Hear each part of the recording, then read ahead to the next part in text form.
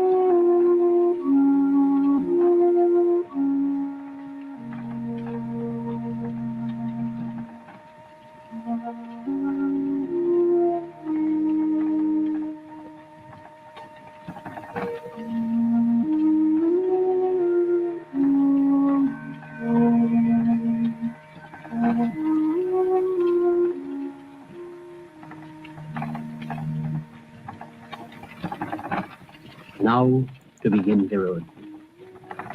Broken land, ripped like a piece of cloth. Iron cartwheel rumbling in the night. Hidden man, consistent in the dark. Sea of day clean washing on the shore. Heart of orphan seeking orphanage.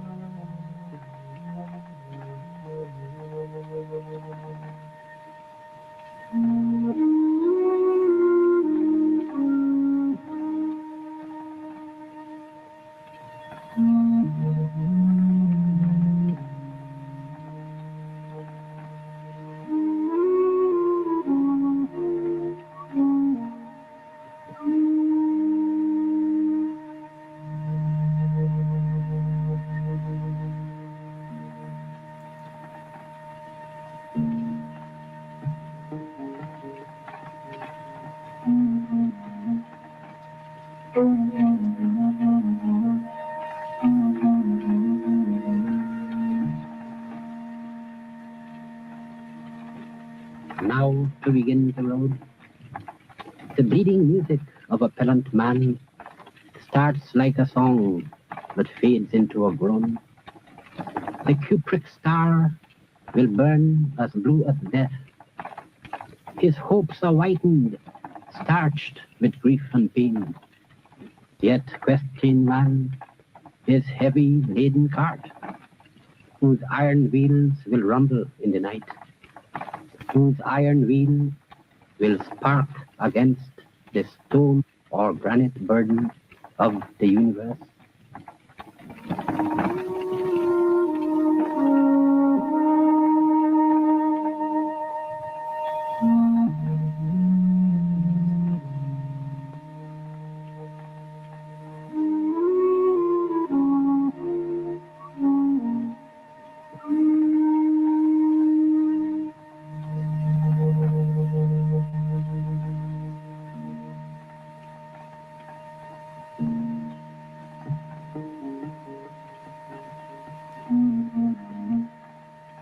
Now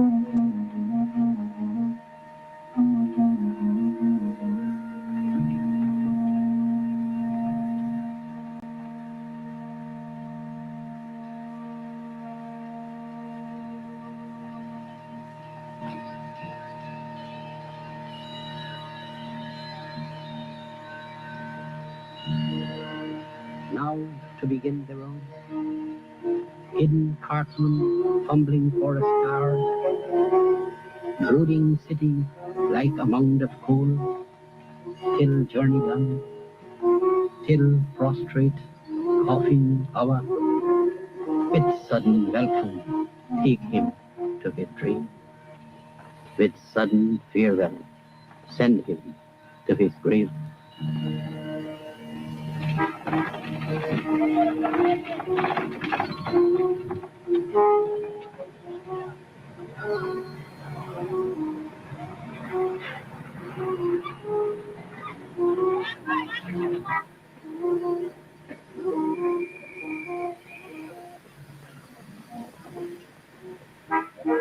The cartman of day clean is something that the whole rural population is very familiar with. The hardships of the cartman, the pain he goes through, the expectations of the journey. And these poems always had a very striking importance for them. They would readily understand his words and his images and pictures. Because very often there are people on that dray taking greens and ground provisions to the market for sale. The point was that we saw the poet as an artist of a peculiar kind of sensitivity who could make reality clearer to the rest of us. And in fact, what I said there was not a question of theory or theorization. It was what Martin Carter was actually engaged in doing. And this is what is meant by those lines in the poem, in the foreword, dealing with the poet being like someone with a watering can, nurturing plants. Taking the people's experiences, refining them, giving them back to the people, to strengthen the people, a kind of ideological nourishment, so to speak. The voice and the image there of the legendary A.U.C. Kwayana, formerly Sidney King. And before that, the voice of Martin Carter, the other legendary Martin Carter, reading his poem, Cartman of Day Clean. Both Carter and Kwayana were imprisoned during the 1953 invasion of Guyana by the British. And while they were at Atkinson Air Base, which is where the old prison used to be, Martin Carter would pen many of what became known as his poems of resistance. The Cartman of Day Clean, capturing for us what used to be and perhaps what still is. The journey, the pain, as Kwayana says there, the anxiety of life in a post-plantation society such as Guyana. And today, with wealth like we've never seen before, coming to our country, it brings back memories of the Cartman of Day Clean. That do we use that wealth to free our country from the pain of the Cartman of Day Clean? Imagine a donkey cart driving from Ansgrove on the East Coast or Golden Grove, or from Grove on the East Bank to come to Georgetown. Just imagine. People did that every day to try to make a living in Guyana. Are we still at the time of the Cartman of Day Clean? Or have we risen from that reality? The Cartman of Day Clean did not have a budget of $1.3 trillion to imagine. He did not. So many of us grew up with the Cartman of Day Clean. He was our father, our grandfather, our husbands, our sons, making the long, painful trek, whether it is on a donkey cart to Georgetown, on a launch from Linden, Wismar, Mackenzie to Georgetown, or we're making a trek from Firish to New Amsterdam on that same donkey cart, or we make the long trek by boat, paddling our way into the farmlands of any village in Guyana. The Cartman of Day Clean was more than just a cartman. That trek represented a movement, a desire to move past plantation and move into a nation that all of us who tenant it can feel a sense of security.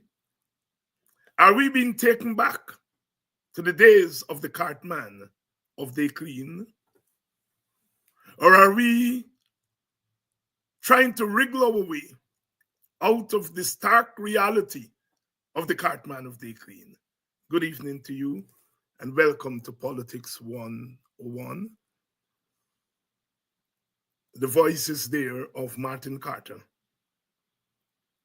a UC Kwayana. And there were those in those early days of our nation, our modern nation, whose voices were represented there. Chetty Jagan, Fobbs Burnham, Ashton Chase, Janet Jagan, Jane Phillips Gay, J.P. Latchman Singh, Jainarine Singh. They were all there at the beginning in 1950 when the PPP was born, signaling a moment and a trajectory of national cohesion. The Cartman of Day Clean was also there. And that clip was from a film made by the Victor Hara Collective, the chief editor, Dr. Rupert Rupnarine. The Terror and the Time, the name of the film. The Terror and the Time. It's there on YouTube. You get a chance, go back and look at that film. The Terror and the Time. Are we moving out of the terror and the times? Or are we edging our way back to the terror and the time? Is 2025, still the terror and the time? Good evening to all of you. It's good to see you out again tonight. Last night, you all were out in your royal numbers as we had Dr. Terence Campbell here. And so many of you have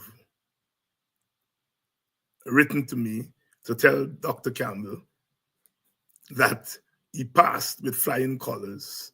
Thank you very much to my sister from New York, who was the first to write me last night to say, tell Dr. Terence Campbell that he passed the test last night. They were no longer chairs and benches for you all to sit on last night, and you all come with your all bench, your all own bench, and your all own chairs to hear Dr. Terence Campbell. And I can say one thing about Guyanese people. I mean, that's stupid. We have a sense of occasion. And we have a sense of when something is about to happen. And we want to be actual witnesses. I say again and again, again and again, this time, this moment, these last few years, as we take to this social media and transform it from a social media to a political media, to a medium of struggle, to a media of struggle, we transfer it to a media of liberation, that we could not do it without you all. I could come here and I could sit with my guests and we could talk for hours to one person. But because of you, we are talking to the masses of people. The Catman of Day Clean. Hey, it's Friday night. And Friday night is traditional. Friday night is Friday night. Friday night is a night that you didn't hold public meetings. Friday night was a night you didn't do politics. Friday night was a night to end the week. Friday was payday. It was when wives and mothers looked out for husbands and fathers to come home and to bring the bread. And when our women went out into the workforce, we, the children, waited on a Friday night so that we can get our little 10 cents, 5 cents, maybe 25 cents to go onto the road and to partake of the cuisine that is Guyanese. Tonight, a Friday night, we are doing politics.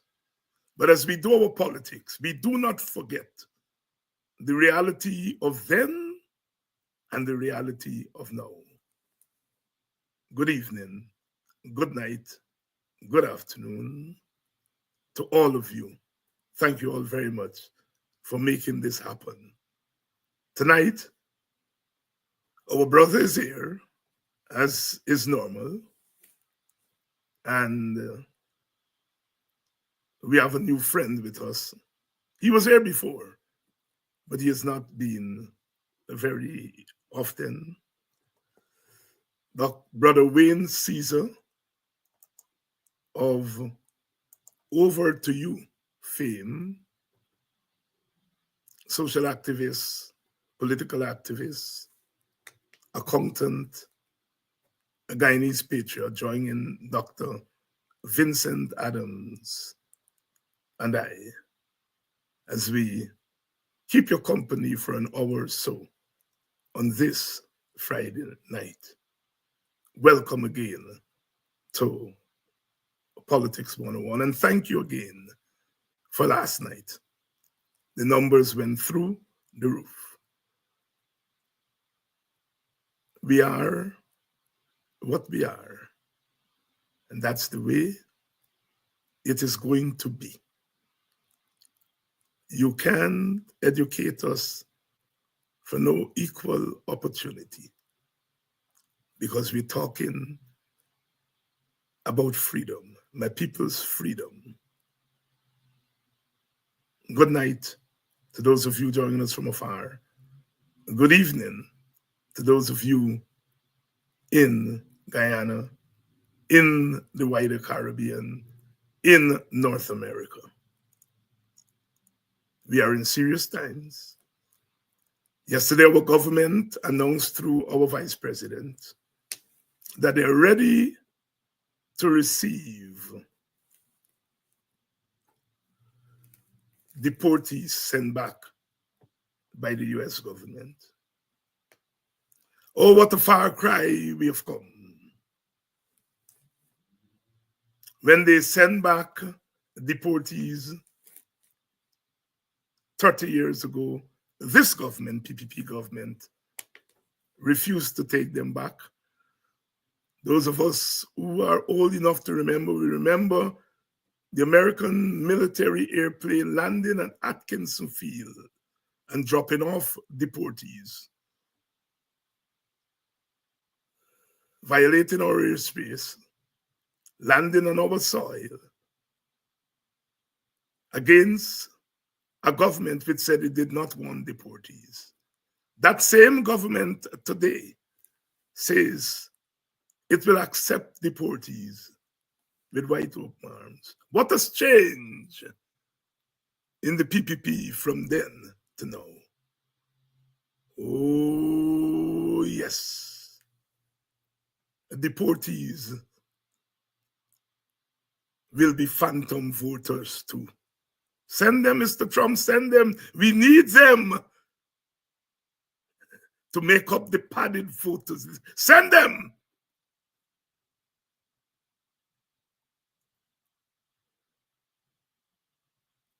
As the big men in our village would sit up stately and say, I say no more.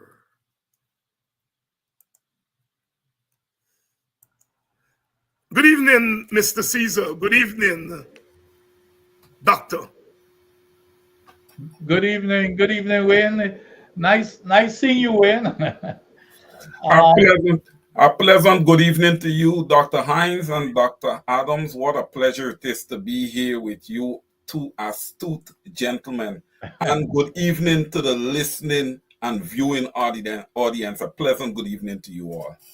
Yeah, this is a special, Wayne, we always have to give kudos to this special, our special listeners on a Friday night. They find time to listen to us when we know Friday night people are celebrating getting into the weekend, but they still find time for us.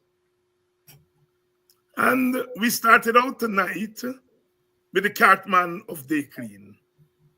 And I know it takes you back, as it takes the audience back, to an actual point in time. But it asks questions about how far have we gone from the Cartman of Day Clean. Are we doing honor to that Cartman of Day Clean who may be lying somewhere in a grave? I hope not at Grove on the East Bank. But that Cartman we saw there may be lying somewhere in a grave and looking to see whether we use our oil money not to take us back to when he was a Cartman of Day Clean, but to move us far away from the realities of the Cartman of Day Clean to another reality. Dr. Adams, Mr. Cesar, you are much younger than us, but so I don't know whether you remember the Cartman of Day Clean, but I know Mr. Adams knows about the Cartman of Day Clean. Yeah, but I want to hear what the younger voice says for us. Let's put Wayne on the spot here, because they're thinking. Of course, my thinking is like yours. I want to hear Wayne's perspective. When do you have memories of the Cartman of Day Clean yourself? Have you heard of the Cartman of Day Clean? I don't, Dr. Hines, but I think I can take a shot at analyzing what you and Dr. Adams is speaking of here. Where in Guyana you originally from? Where your family from? Pleasance. Then they will know of the Cartman of Day Clean. Dr. Adams is a Pleasance man by adoption because he's married to Pleasance. But go ahead.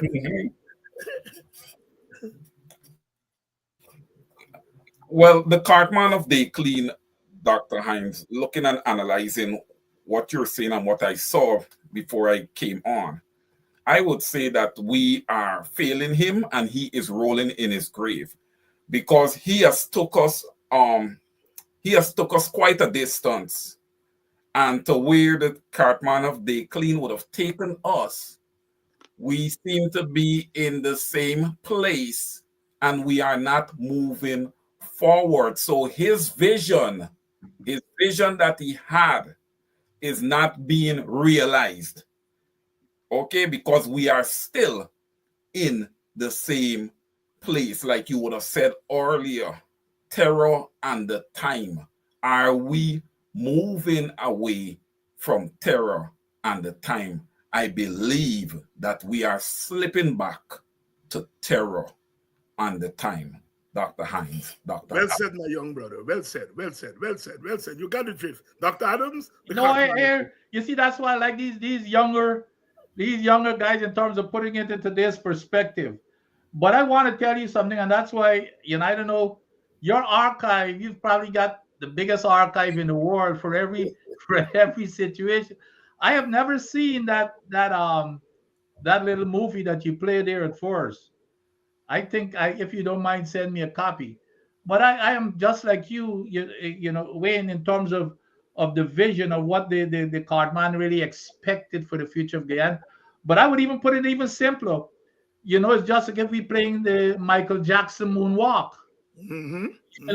You know, we're taking one step forward and two backwards, and especially when you have governance of the type that we have, even with the new generation, even though they were not going way back in time like we are doing, even in their modern times, they're seeing that there's no progress that they're making from the time they were born. As a matter of fact, even the data is showing, even from the time that they were born, we have regressed significantly, even though they're within the new generation.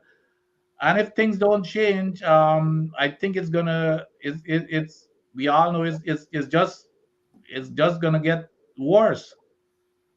Worse is going to get. Good evening to you all. Welcome to Politics 101. Wayne Cesar here tonight, young Wayne Cesar, along with Dr. Vincent Adams here tonight. And we are still in budget mode. I noticed the debates have started. I thought they were going to be starting on Monday, but they seem to have started in earnest. So we heard the budget. We have been talking about the budget. In some regards, you have the kind of expertise that would give us some peculiar insight into the budget. Tell us your initial insights into the budget. Dr. Hines, Wayne, right? Wayne. Yes, Wayne, go ahead. Yeah. Okay.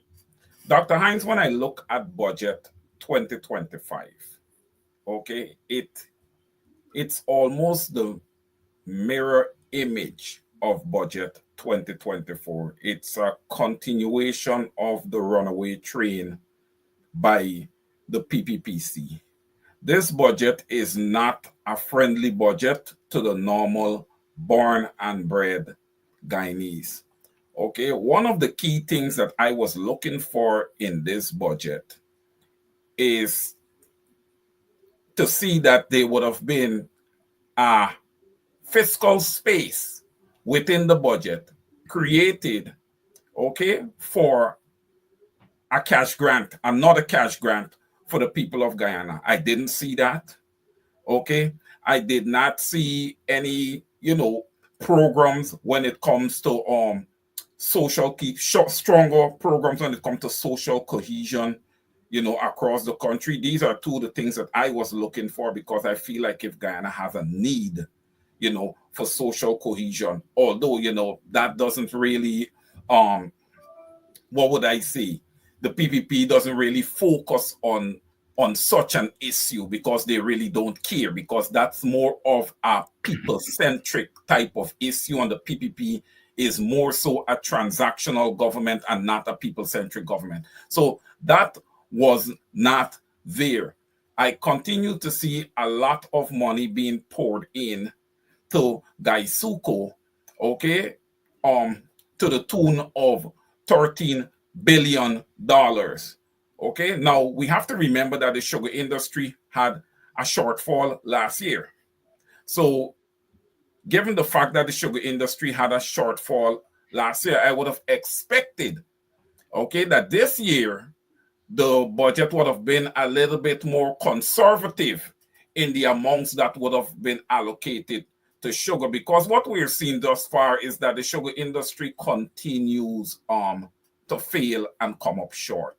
So if it is failing, you would want to pull away monies from that particular head and allocate somewhere else, right? We have our pensioners who is not receiving enough on a monthly basis. We have our teachers that were not paid, although they went on the picket line, they still were not paid. They're responsible for educating our people.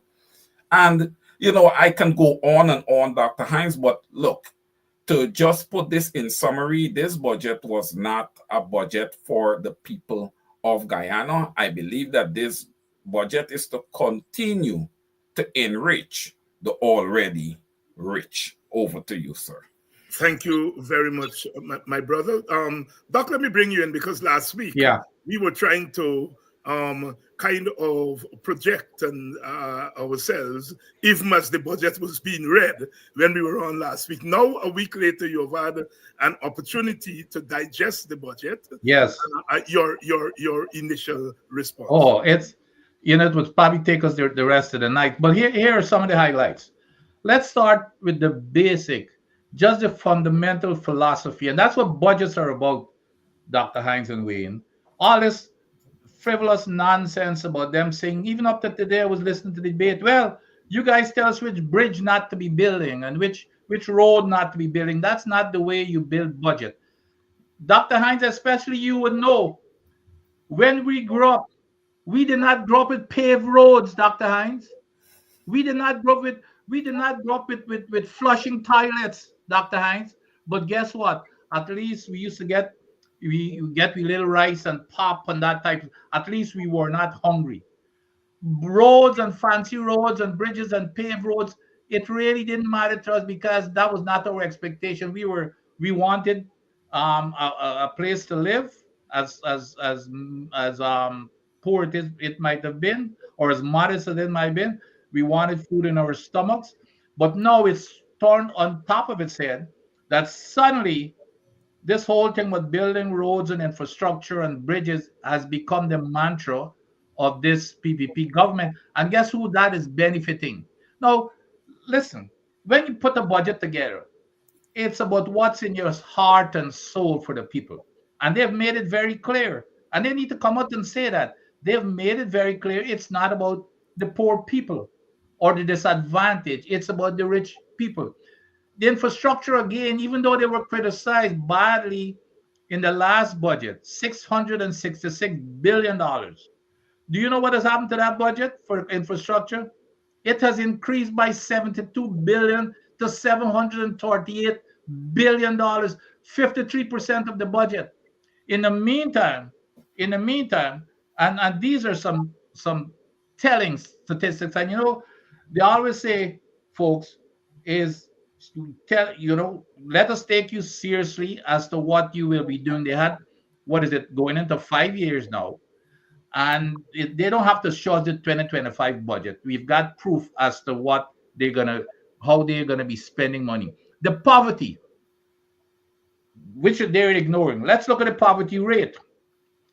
The poverty rate under the PNCR, I remember when you're going way back when the budget was nothing. You know what was the poverty rate? 43%. You know what it is today? After spending three, what we spent 3.7 trillion, I think, in the 4 years. You know what the poverty rate today? 48%. Some people even say it's 53%. But let's give them the 48%. So it's moved when we didn't have any money from 43 to 48. The malnutrition, the lowest level of malnutrition, it has been raised by 400% from 0.1 to 0.5. The moderate malnutrition has been raised from 0.5 to 1.5. And that's doubling.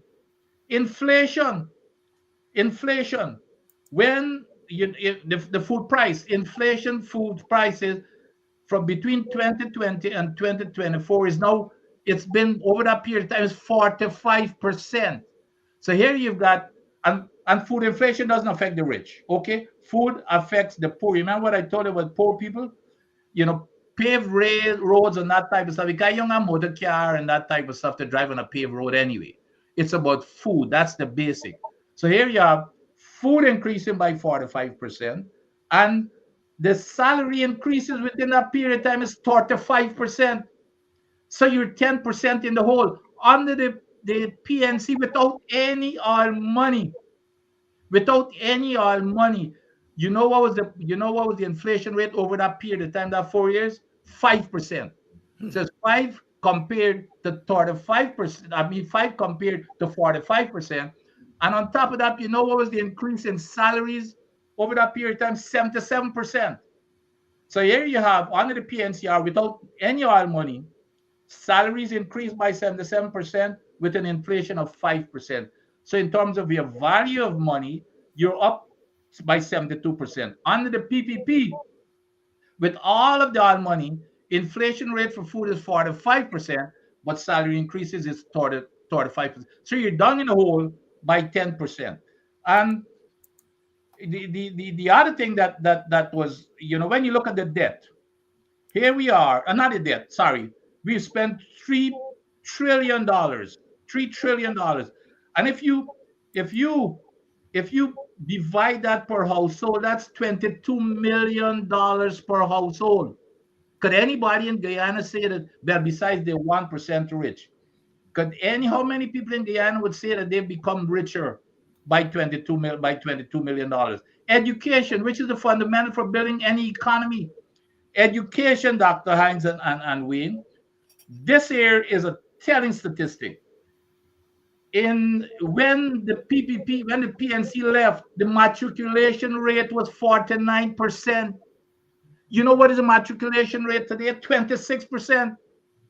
And they're projecting it in 2025 after spending all this money to be 28%. So everything, all the basics, the fundamentals of the economy are going backwards instead of moving forward. So but what I attempt to do there is show the difference in philosophy as to what's in the heart and soul of a government when it comes to putting a budget together. A budget is all about priorities. You can never, no country in the world, including the United States, could say, we're going to do every single thing. There's not enough money. So what you do, you have one big pie, and you've got to decide what is your priority. The PPP has made it clear their priority is to make the rich richer and the poor poorer. Jagdeo himself has said several times that all the opposition wants to do with the oil money is to feed the people. He said that several times. So we don't need to be guessing as to where this budget is going. They've already showed us. They had 5 years to show where the oil money is going, and it's going in the pockets of the friends and families and cronies, whereas the other 50% of the people are going to suffer from now on. They've made it clear. So there's no guessing anymore, Dr. Hines and Wayne. There's no guessing anymore. When I'm coming back to you, well said, Dr. Adams. I think that was quite an overview there. When I come back to you, and here is the thing: when we were growing up, Dr. Adams and I, and when I'm sure your generation was growing up, our mothers in the main had to do a budget. In some cases, they had to do a weekly budget. Some cases, fortnightly budget. Some cases, a monthly budget. And some cases a yearly budget, because at the end of the year, they're preparing for the new year and so on. So I think those women knew something about budget. But when I got old and started to go to school and learn about vision and systems and so on, that our parents, they had a philosophy and a vision of what money can do, right? First of all, they had a sense of where they want their children. They want Wayne to become an accountant. They want Vincent to be a doctor. They want David to be a lawyer or a doctor. This is figuring it as they're making their budget, because if Vincent come and say you want a geometry set in the middle of the term, they got to fit that in the budget, right? But they find a way to put that, because remember, the The long-term vision is for Vincent to go and become an accountant, and Wayne to become an accountant, Vincent to go on and become an engineer. So they are figuring it. So clearly, our mothers of any generation, they weren't just making a budget. They were things that they had in mind. All right. I have a choice between cooking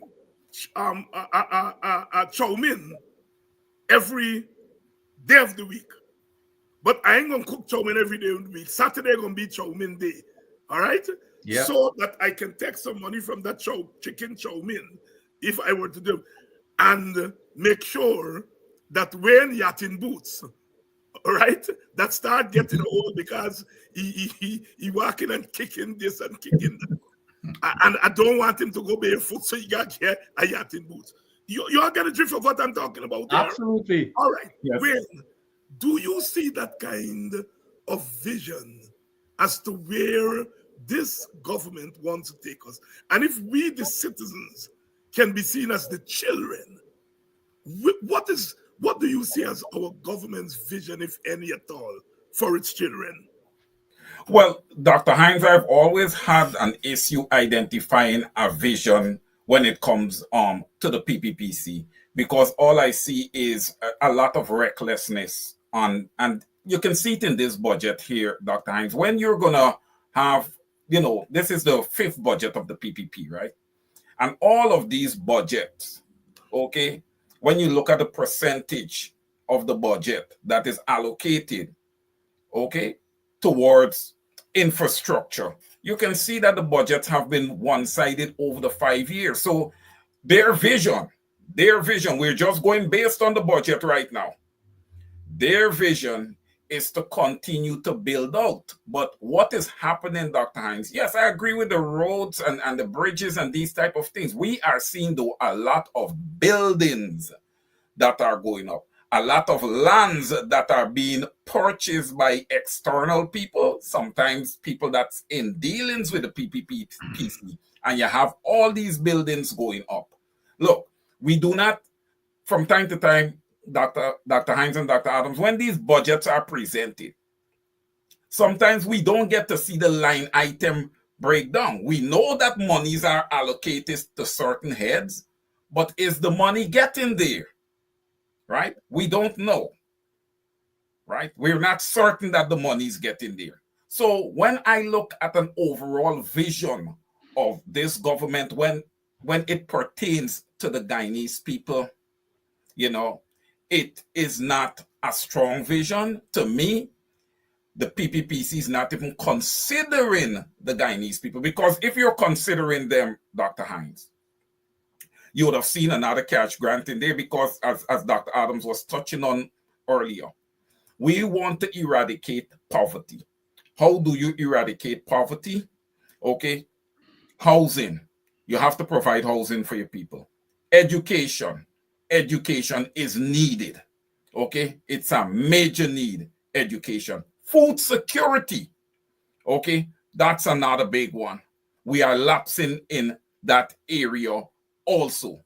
So there is a lot of things that we're missing in this budget. I believe in this budget they should have had preparations made for and monies allocated for clearing out land, housing. There should have been a lot done with housing here, because that there's a major backlog when it comes to Guyanese that are waiting for a piece of land in their own country. That was not addressed in this budget. So this budget here lacks vision when it comes to the normal Joe and Jane in Guyana. Okay? But when you talk about the rich, that has the necessary funds to throw around, this budget is right up their alley. They can continue to sustain and continue to enrich themselves. While for the poor, Dr. Hines, I can see further poverty. Okay? 48% poverty with the fastest growing economy. The numbers are just not matching. Let me put quickly, Doctor. Let me put something quickly into perspective here again, because we cannot overemphasize. And Dr. Hines, several times you and I had discussed this whole situation, especially when you remember during the issue with the teachers strike and the pay raise. Again, you remember what we were even proposing. I run the numbers. The teachers could have gotten 50% pay raise by just taking $10 billion out of the infrastructure. They would still have enough. Do you know what these folks have done? Not only they did not take that $10 billion, they've doubled down and adding another $72 billion. But here's the other thing. That $72 billion could have been paid more than enough to give the teachers even over 100% pay raise, which would have been reasonable, would have taken them to about 200,000. But on top of that, remember what is the entire budget, what it costs for every you remember this $100,000 everybody you're gonna get? It's $60,000. I mean $60 billion. So put it into perspective. The increase in infrastructure is more than that entire $60 billion. The increase in infrastructure is $72 billion versus the $60 billion for every adult to get that $100,000. I'm just putting it in perspective now as to what their focus is on, is to make the 1% of their friends, family, and cronies rich. That's what this increase in infrastructure means again. And they really don't care. They really don't care what anybody says. They're doubling down and then coming up with this foolishness about saying, well, which road are you going to tell me not to build? Well, we should ask them. Which poor people should be left behind, because that's what you're doing. You could switch the question and say, well, okay, which poor people should not be left behind or should be left behind? Which poor people should be left behind? Because you were saying it's between the bridges or the poor people. We say that we want money for the poor people, which is what the opposition has already said. They've got a program to taking care of the disadvantaged. They've got a program for taking care of the rich folks through this infrastructure. And by the way, let me add, the IMF has said that we're wasting over, I think it's 43% of the money that goes into infrastructure. 43%, almost half of it is being wasted. Not me said it or any one of the two of you. That's what the IMF said, that we're wasting 43%. I think 41 or 43% of that money that goes into infrastructure. And we don't have to look far. We see what happened with the lantern posts that are falling down at South Ranville, and we see the biscuit roads that they're building. So it's right before our eyes to see what's going on. And the lack of planning, the lack of vision is so thing. The anecdotes. I remember, Doctor, I don't know if you remember Tetrex pans. Yes, absolutely. All right, good. Well, I tagged my mother in America into sending money for Tetrex pans. She sent the money. My auntie decide she ain't buy no Tetris pan. She gonna buy 2 cakey pans. I remember the Tetrex. Now you bringing back some things. Auntie, mommy send the money for Tetrex. The auntie said, you get razor between your foot. Your pants are bust after a couple of weeks between your foot. So you got to get 2 pans. And the money she sent there is 1 Tetrex. So I'm going to buy 2 cakey pans. Right? And the one left over when we done buy the 2 cakey pans, I'm going to make sure you get your book for every subject. That's right. You tell me if that was not vision and that was not planning, because she's making a lot, because I had a way of busting the pants in between. you all boys know that you kick this, you kick that. The first place to go around with your pants is between That's your right. feet. Right. That's right. right. And it's our thing that you get a way of busting your pants in between your foot. So I'm making allowance for that. If you bust one Tetrex pants, if you bust one cakey pants, you get the next one to go to. You tell me If that was not planning, as she used to say, all I got is a fifth standard education. Yeah. If a woman with fifth standard education, like most women of our generation, could figure out vision and planning, why a government cannot Yeah. do it? Why a government cannot do it?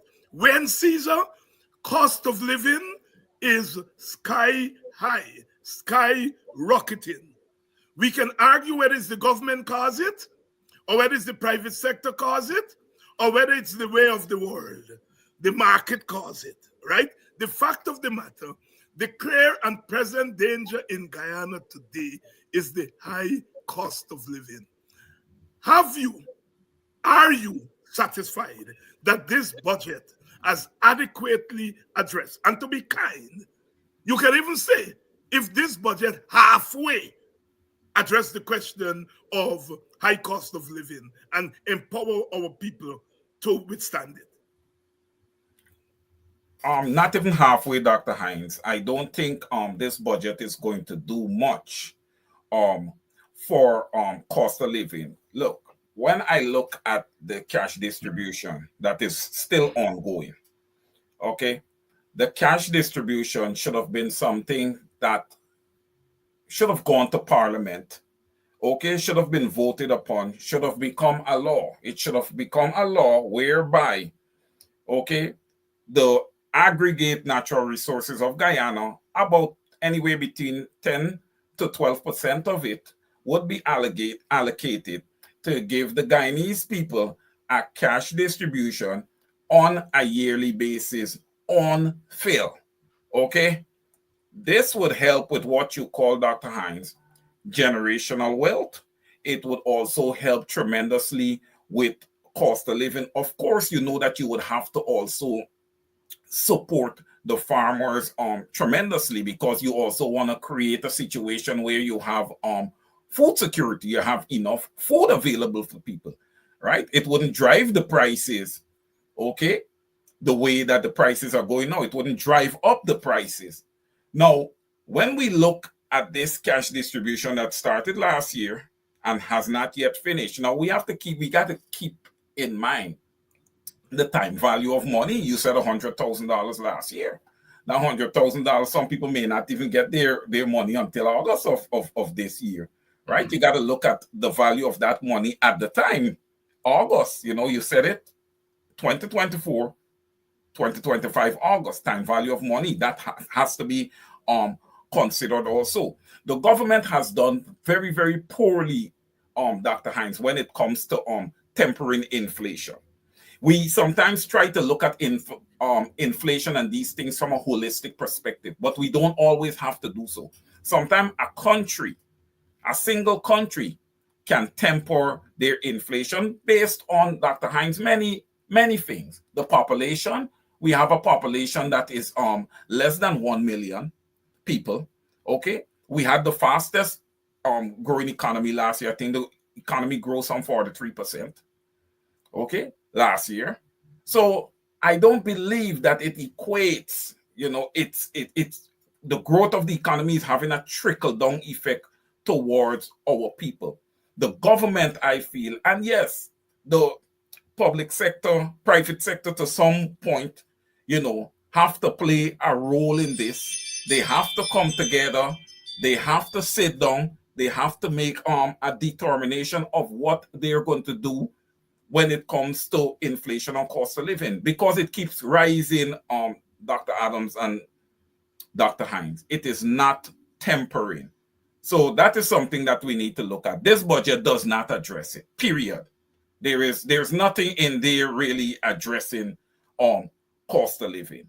So, Jack Dio said in his press conference, okay, that they're going to look on a year-to-year basis to see if they can issue cash grants. He didn't want to make it something that is guaranteed to the Guyanese people. So until we have these guarantees in place, until we have better food security in Guyana, we will not see cost of living temper. It's going to keep going higher and higher.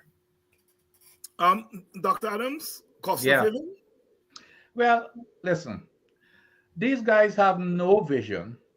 Let me tell you, and I have said this probably about 10 years ago. Um, they, the war, the need for food will double by the year 2050. The need for food throughout the world will double by the year 2050. And in most parts of the world that are producing food, they're going to be in a dilemma because of climate change, that they're not going to be producing a whole lot of food. This is the United Nations biggest worry.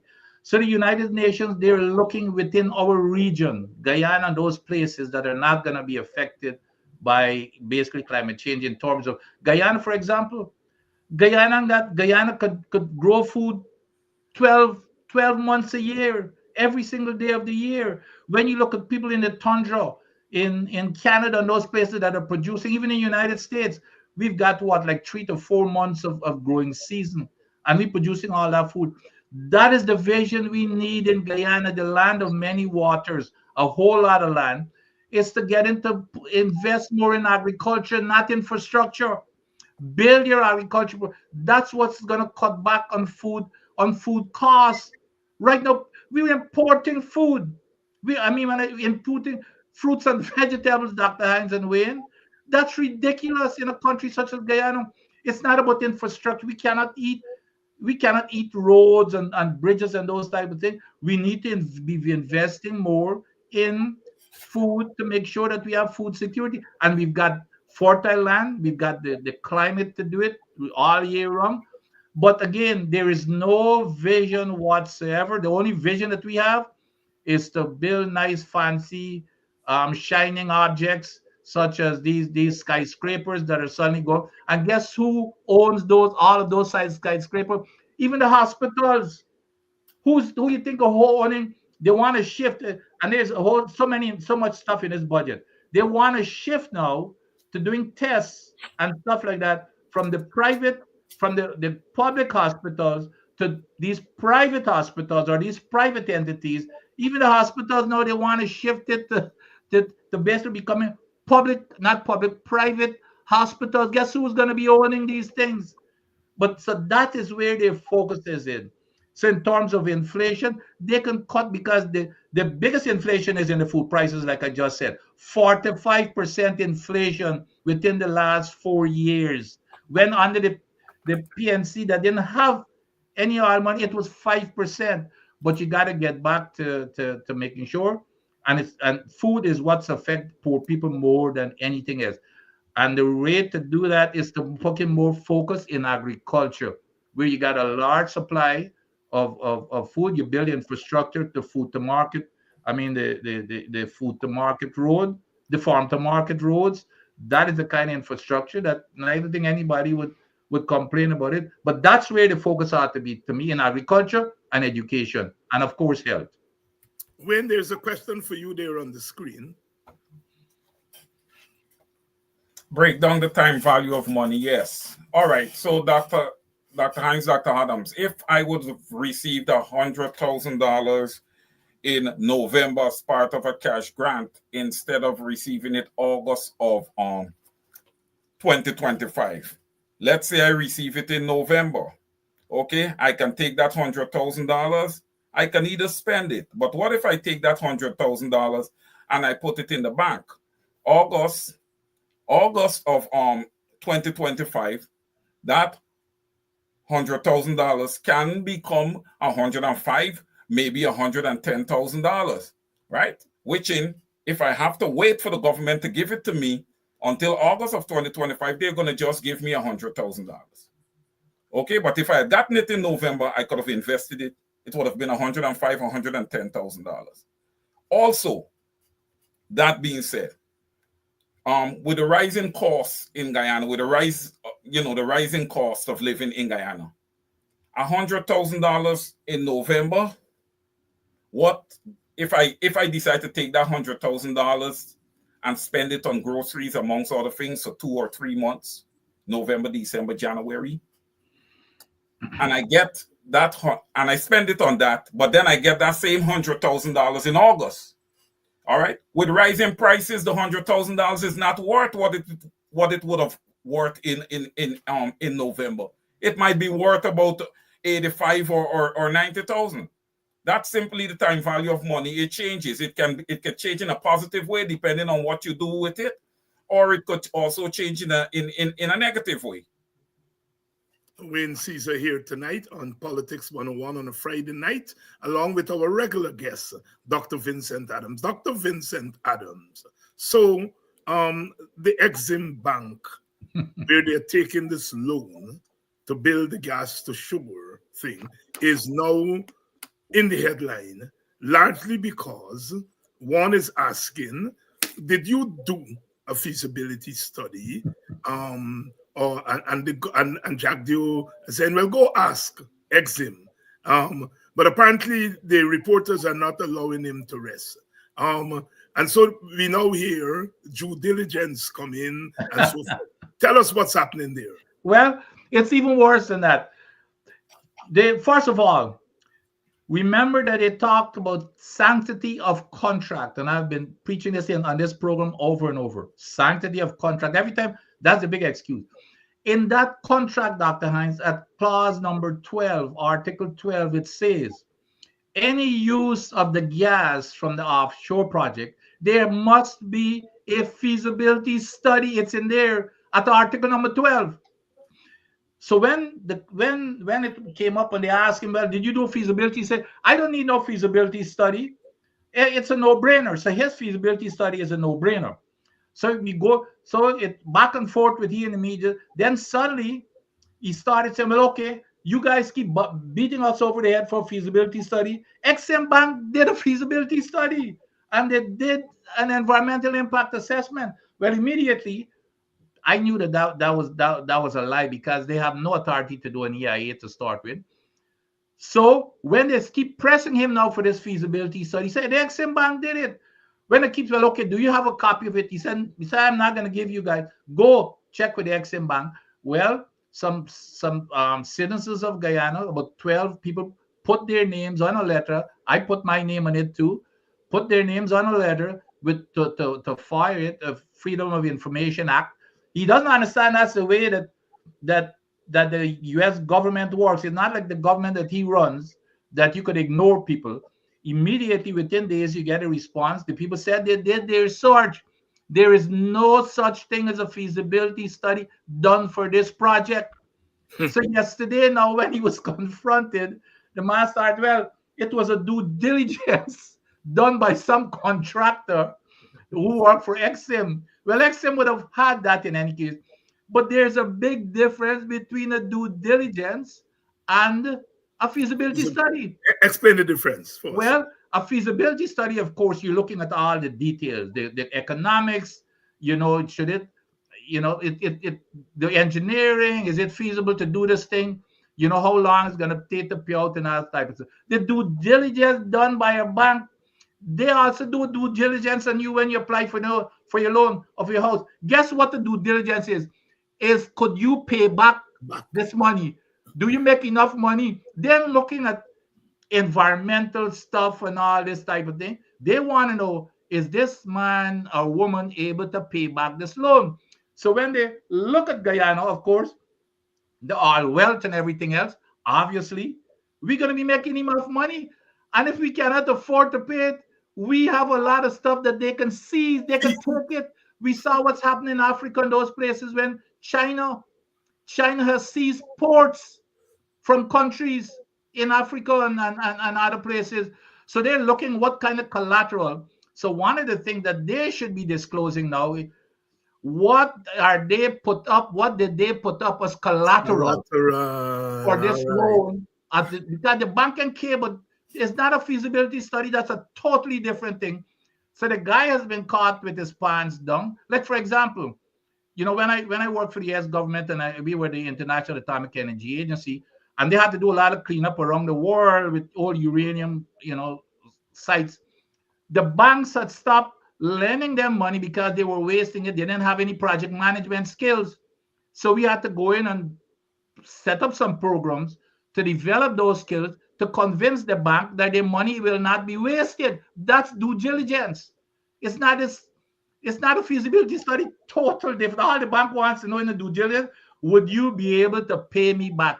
And Guyana, with all the money that they got, you bet that they will, because when the bank looks at what's going to happen over the next several years with the income, my money is safe. I'm going to give you. I'm surprised they didn't give them even more money. It's another question as to why they even gave them short of what they asked for, which means that's another question mark. But the people ought to know, what did they put up as collateral Yes. for Yes, this loan?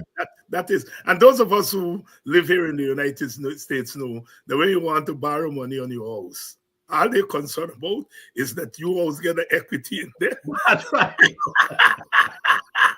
They're concerned about nothing. That's right. They care with nothing. They care with nothing else. That No. you get the equity. So if you don't pay them back, they all one third. They get one third. When you sell your house, they get one third. That's exactly right. No, this thing, it really, I mean, we are laughing, but this is a very serious matter. Yep. Because it shows that we have a government that don't know nothing about nothing. A government that perhaps even if they know that they don't care nothing about nothing. And they are putting all of us Guyanese at risk. They are mismanaging this windfall that we have. And, what you put on as collateral? Yep. What And if here's the other foolishness. What we losing? Dr. Hines, not cutting. Here's the other foolishness that this man mentioned yesterday when he got cornered. You know what the man said? The man said, well, we need no feasibility study because how many gas plants are built in the rest of the world and how many this is built. So we need it. It says it already. That's not what. So that's the stupid foolishness you hear from this guy. Well, we ain't have to do no feasibility study because these type of things are already built out there. It's a different situation. Right now, for example, Dr. Hines and Wayne, right now, we've got a company that is taking them to court for billions of dollars because of the soil conditions. The soil conditions in the construction of the plant is bad. So the contractor is taking them to court because it was not part of the contract. That's not what was written into the contract in terms of, because when you take this contract, there's you lay out the conditions, and if you tell them, well, okay, the soil and everything is fine, a feasibility study would have identified those type of things. So we're in the court right now for billions of dollars this guy has sued them for. And when they should be doing due diligence, before you come in, Wayne, when they should be doing due diligence, they didn't do. The due diligence they should have done was on car power, them ship that they bring in with the electricity thing. That when you now go and check car power, they're in trouble with all over the world.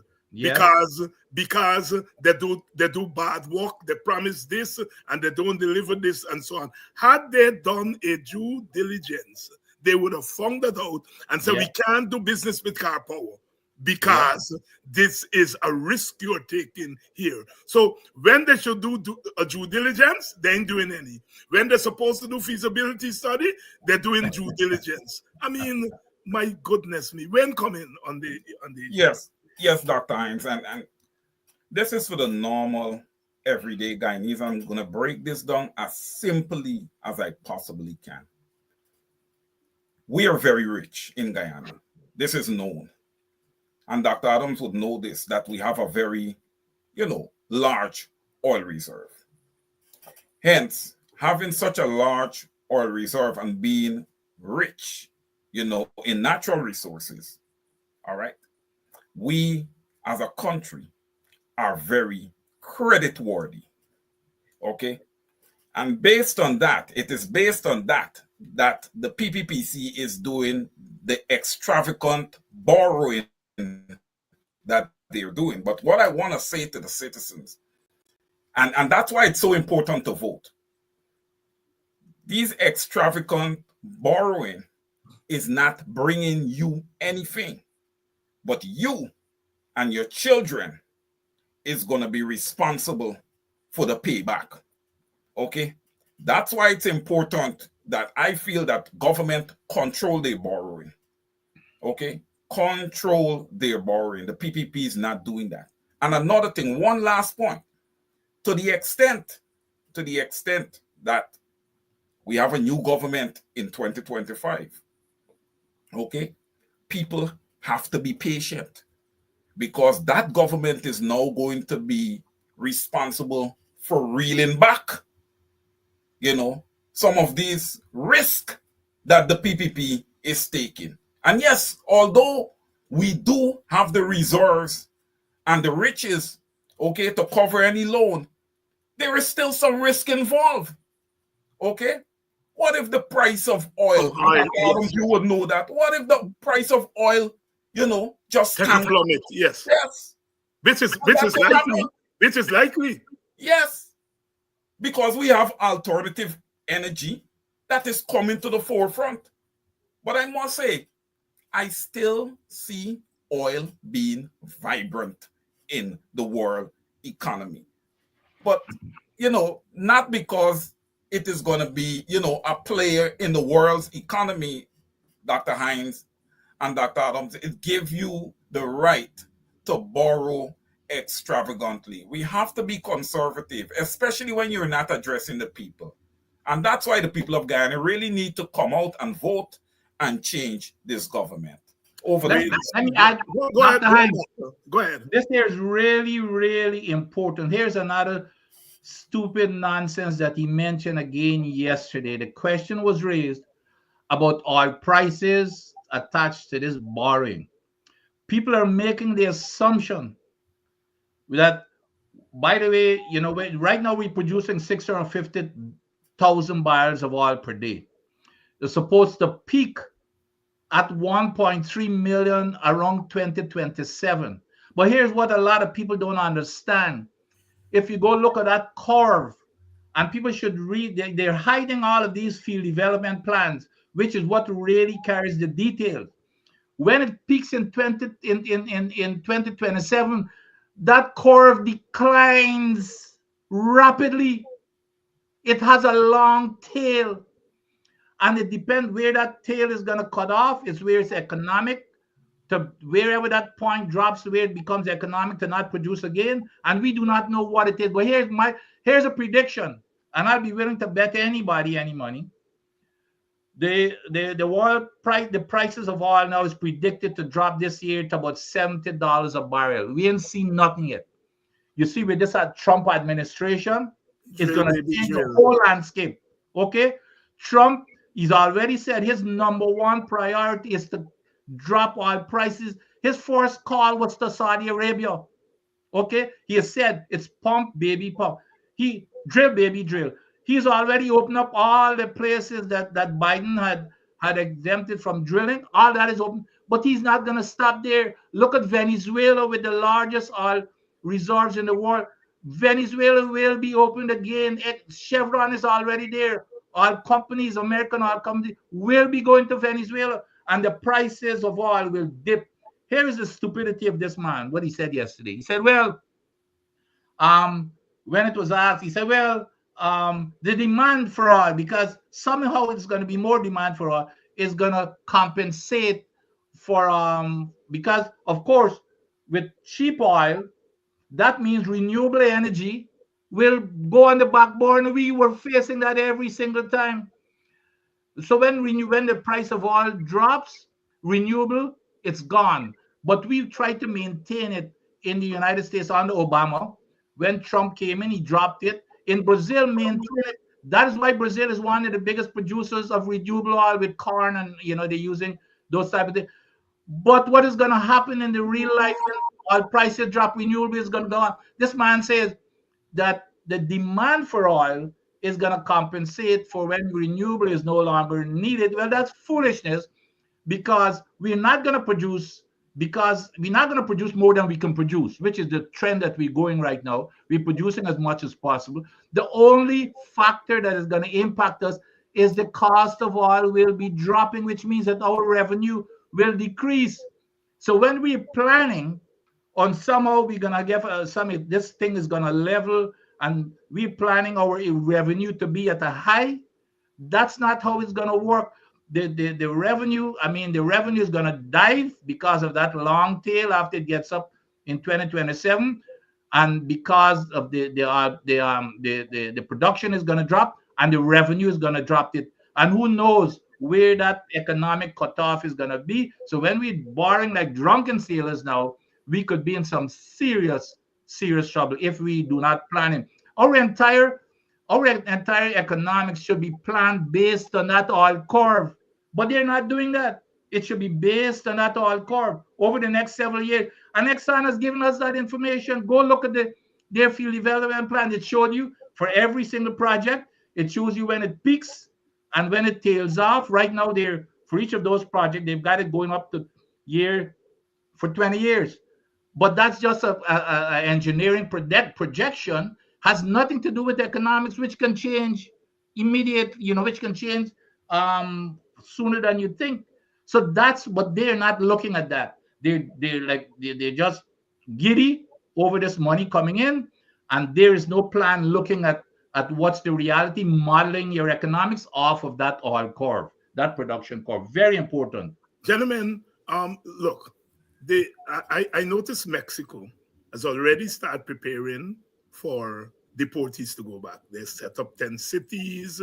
They're making arrangements to transport you from there back to their villages and so on and so forth. Our government, on the other hand, said, well, send the deportees, we're going to take them back. But we don't see any preparation in Guyana for deportees coming back. And we understand, given our experience in the 1990s, when this PPP government had said they're not taking back deportees, and the Americans come in and they drop them deportees at Atkinson Air Base there, and we saw a spike because them guys come in with high-tech skills, right? We saw an immediate spike in a certain kind of crime, Yes. and so on. So those things have repercussions for countries. You're saying send them back, yet one is not seeing any discernible plan. You can barely take care. You have a 48% poverty rate already. People are coming back here with nothing. You already can't find enough jobs for the people you have there, yet you're saying bring them back.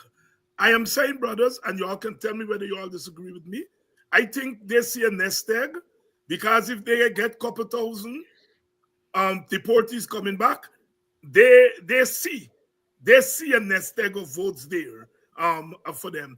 Talk to me. Am I going crazy? Well, the first thing you got to look at, to answer your question, Dr. Hines, is very easy. Which demographics have left the country more than anything else? Which one of the demographics? Pam. Okay. So the probability is that it's going to be the same thing, the same kind of ratio. If you take all things being equal, the demographics that would be coming back will be the same thing. Let me talk it easy. The demographic that actually left in the last 4 years is a particular demographic, which then reduces the PPP's support base in the census drastically. So they're glad for the demographic come back, because the cash grant thing, they hope to have created an alternative voters list with the cash grants to see if that would have corresponded with the official list. And of course, stupid them, they know when you're sharing out money of that magnitude, all kind of thing on. So the logistic screw them up. So then get the voters list from the cash grant. Because remember, you're registering, all right? So they wanted to see whether when they register the cash grant people, whether it will correspond with the numbers. Because when they look at the numbers there at the Statistical Bureau, I'm reliably informed that they're seeing last in the election. And so they're busy, anything to count. And my goodness, What? But Dr. Hines, don't and Wayne, don't be surprised. Don't be surprised if there are informers already lined up to call ICE. Yeah, there you go. There you go. Altia, yes. I mean, you whisper loud. Man, look, I had a chap in the street there, and they're hearing my cousin and so on, and he said, you know, let me tell you easy. Well, you know how they're hearing people don't start. And he said, boy, he said, let me tell you easy. Baba, you talk. Yeah, they might have already have a list of people who are who are not straight and are going to should be deported, and they probably have their informers already calling ICE to say, hey. On them. You know, and I was speaking to somebody in Queens today, and that person was telling me that the PPP supporters in Queens said, "And I go home. I mean, I go my way, stay and face the thing because they already smell." Since Jadio said they realize that they're in trouble there in Queens. They don't say, I mean, I go home and so on. I think this government is taking humanitarian issues and turning them into things that can make them remain in power. Absolutely. That is so callous, so ridiculous. Yep. My God. Wayne, come in. Yes, Dr. Hines, look, and it's not one time, two times, three times. The PPP has tried to pad this list. Look, they tried the Bangladeshis, okay? They tried the Venezuelans. Yeah, we're not cutting you when you say they try. They're not tried. They're still right, Dr. Adams. Yes, they are at it. And Dr. Hines, you said something earlier. You said the list. Well, I'm gonna be honest with you. In my opinion, we don't have a list right now. In my opinion, we don't have a list. And if you ask me, it was never the intentions of GCOM and the PPPC to have a new list ready for the 2025 elections. Since 2020, it was never their intention. Okay? They're like, we have our sample here with this bloated list. We are going to use this to stay in power for the next 35 years, like they said. Okay? Yes. You know, and look, remember, brothers, all it takes to win an election in Guyana is 5,000 votes, 1 seat or 2 seats, right? Yep. You don't got to do much, and there is where biometrics are so important. And I'm coming to the biometric question in the AFC meeting with GCOM and the conclusion that the AFC has come to after meeting GCOM. Remember, even if biometrics can only pick up 10,000 or 15,000 voter impersonators, that's 3 seats. So those who were saying, well, you know, the biometrics, even if we pick up the biometrics prevent 10,000 people from impersonating, that's 2 seats. That flips the election. Many of us think that what the recount pick up in terms of vote impersonation, what they pick up in terms of dead people voting and so on, when you add it up together, that was about 2 seats, and it made the difference. It would have made the difference in the last election. Now, the AFC met with GCOM yesterday, and the AFC came out of that meeting and said they do not think that the GCOM is capable of providing a credible election. The next thing that caught my attention was that they said at least 4 commissioners, that is 3 opposition commissioners and 1 government commissioner, came to the conclusion that the public has lost confidence in GCOM. When a PPP commissioner admits that the public has lost confidence in GCOM, we ought to sit up, because this is what some of us have been arguing, that you go to an election where half of the people feel that they're being robbed. Even if they go to that election, when the election is finished and they lose, they are going to behave ignorant and crazy in Guyanese terminology. And that GCOM has a responsibility to get it right before the election, before our country goes up in tatters. At this time when we have the opportunity to come out of tatters, you are putting us now in that position. My brothers, how serious is that conclusion that AFC came to yesterday? Dr. Adams, you first, and then... Oh, absolutely. This was the most shocking, and let me tell you, and this is public knowledge, so it's not any secret, that was shared to the AFC exec with the AFC exec, and Nigel Hughes and his party who went there had a special press conference. Here's some of the things, Dr. Hines, in addition to what you said. Nigel Hughes called it a civil war. They were sitting there and they were fighting among themselves. Here are some of the things that came out. And you were right, one of those was that 4 of them, meaning that included the PPP representatives, saying that the people have no confidence in GCOM. But here's some other things. You know what came out of that meeting, Dr. Hines? You remember all this saying about rigging the election and this and that in 2020? They did no review of that 2020 election. No review. And Intentionally so. And on top of that, they did not implement any of the recommendation of the international observers. Nothing. And then here's what was interesting. They said that the chair was contradicted by its own members. For example, she extended the contract of the CEO for 3 years without notifying the commission, though it was scheduled to be discussed on the next coming meeting. It was scheduled on the agenda. She went ahead and extended his contract for 3 years. So here's the funny part. A government commissioner, PPP, you know what the man said? The man said, I don't understand why this lady don't go. We telling them all the time she should go. The whole country thinks she should go long. Go along her way, but she ain't going no way.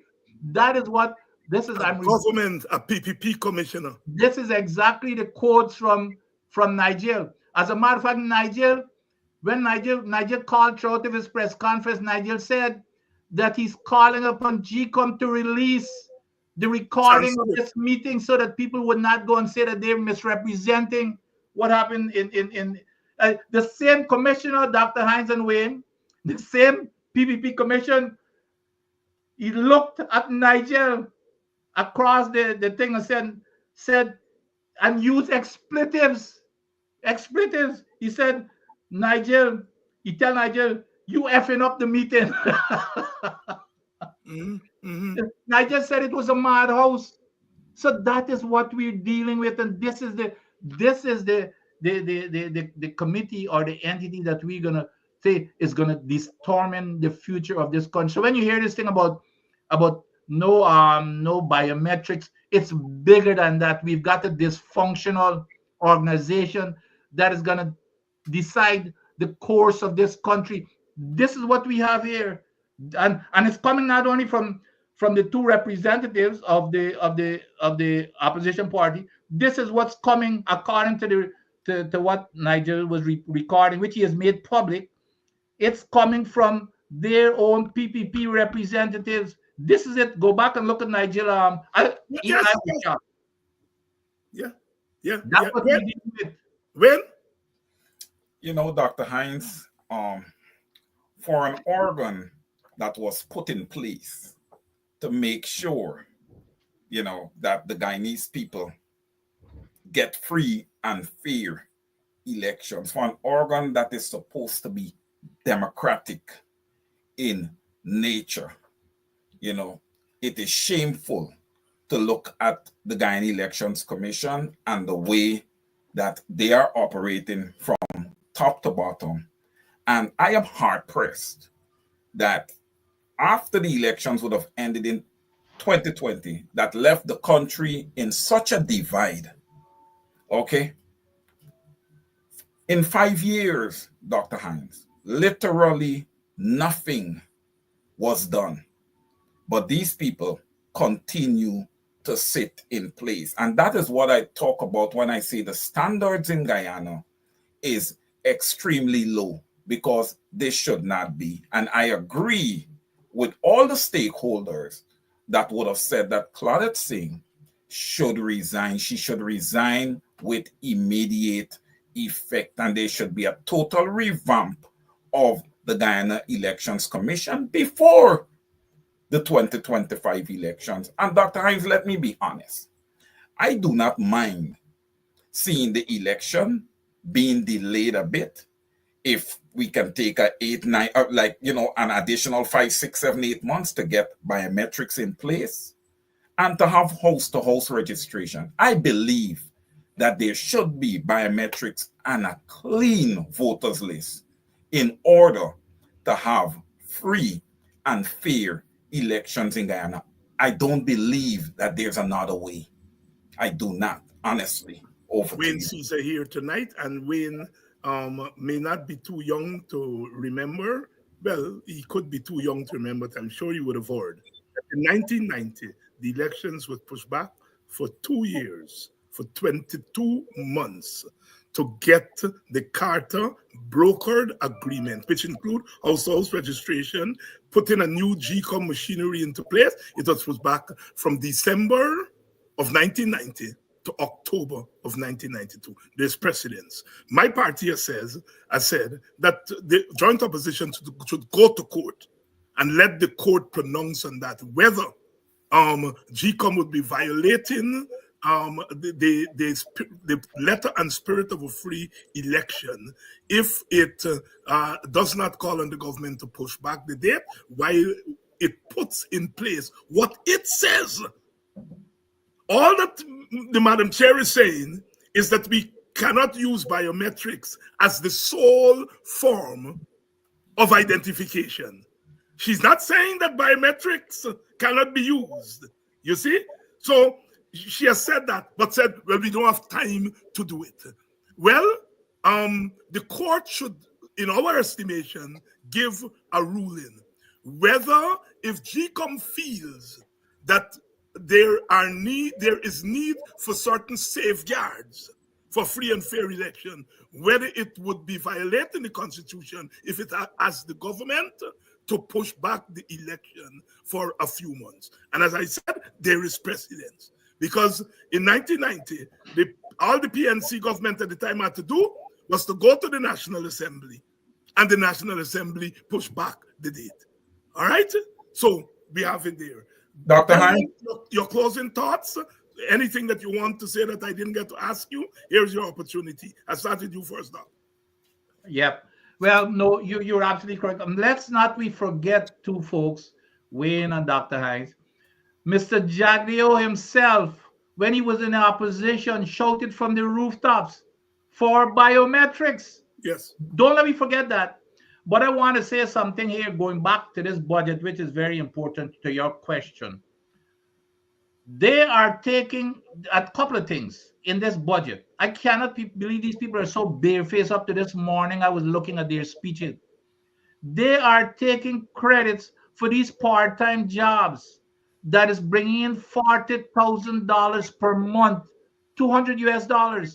And they're talking about how much thousands of people that are employing their part-time jobs to go clean drains here and clean. That's what they're bragging about. The other thing that they're so barefaced to be talking about is education. They're taking credit for free university education, but now they're doubling down and adding to that it was the PNCR that raised tuition. Well, in 1994, they abolished free education that all of us benefited from. But they're so darn barefaced that that's what they're doing, and the people ought to be taking a note of that. Wayne Cesar, you have the last word. Well, the last word before my last word. Yes. Dr. Hines, getting back to GCOM and getting back to possibly delaying the 2025 elections to get a clean voters list to go along with biometrics, which I think would give us a close to perfect elections. Let's say we're going to delay the elections 8 months. I have a caveat with that. Okay? The PPP is going to be a take care of government in that 8 months. It's not going to be business as usual. You remember with the no confidence motion, what they did? Okay? We have to do the same thing. It has to be a take care of government. Look, Dr. Hines, it's not going to make a difference. The people of Guyana is punishing anywhere. The PPP is not doing anything for the people. Okay? We just drop them in take care mode and let them stay in that mode until biometrics and a new voters list is ready. So, Barry Jack, it's not going to be business as usual. Over to you, Dr. Hans. Point well taken. In 1990, when we moved into that period, the WPA had proposed that we have a national unity government that included the PNC and the opposition. And the PPP felt that it was not going to fly. And when the WPA went to the PNC, Hoyt said yes. And we went back to the PPP, they said no. They said yes, we would have had a national government between 1990 and 1992. And Guyana would have, for the first time, had an opportunity to see what a national government could do. The PPP derailed it. So your point is another point, right?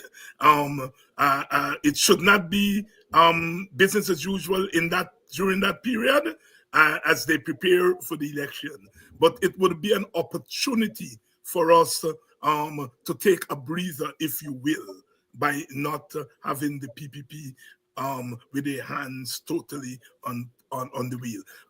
Brothers, thank you all so much for coming on a Friday night. I'll see you all next week, Friday.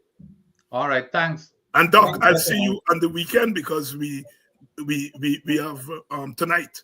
Tonight the game starts, I think. Yes. Hey, by the way, I mean not Sunday is my birthday, so my oh my goodness. So me and Butcher will have to deal with it. Happy birthday to you, Dr. Adams, and on behalf of the Friday night crowd here and all of Politics 101. Happy birthday. You're born in the same month with your friend. Your friend's birthday was yesterday. Yesterday, I know. And he was on this program last night when Terence Campbell was on. Oh, he was on? Ah, yes. Happy birthday, my brother. All right, thanks. See you all next week. Thanks. And to you, our audience, thank you all so much for staying with us yet another Friday night, yet another week. And we are going to be back here first thing on Monday. The budget debate, I think, has started. Not that there's going to be anything big coming out of the budget debate, but with this government, it's worth listening and paying attention to everything because, oh boy, this is Guyana. See you all.